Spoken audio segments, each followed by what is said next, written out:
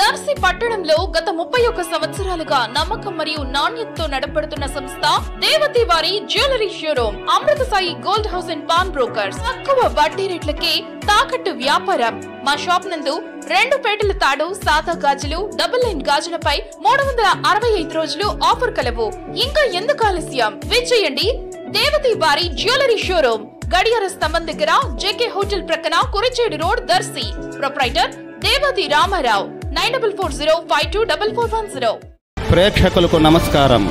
ADN news TV మన దర్శి, మన local channel. ADN news TV ప్రేక్షకులకు నమస్కారం. వార్తలు చదువుతుంది మీ ప్రసన్నారాం.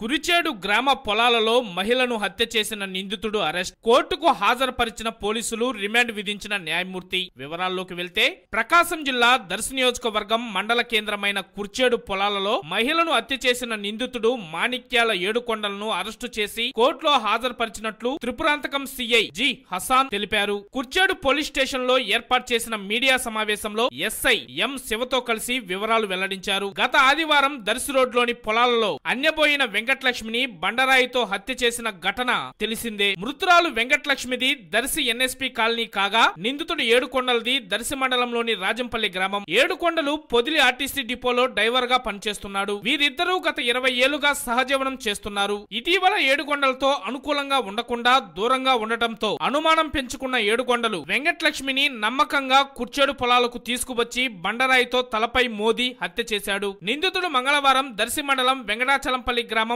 అడ్రోడ్ లో ఉండగా పోలీసులు అరెస్టు చేసి పొదిలి కోర్టులో హాజరుపరచగా రిమాండ్ విధించినట్లు పేర్కొన్నారు.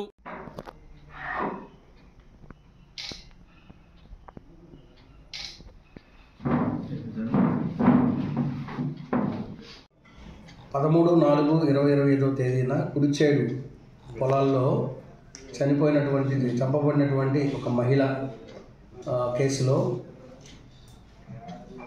ఈరోజు మధ్యాహ్నం 12 గంటలకు వెంకటాచలం దొనకొండ క్రాస్ రోడ్లో నిందితుడైనటువంటి మాణిక్యాల ఏడుకొండలు, ఇతని వయసు 58 సంవత్సరాలు, పొదిలి ఆర్టీసీ డిపోలో డ్రైవర్గా వర్క్ చేస్తున్నాడు.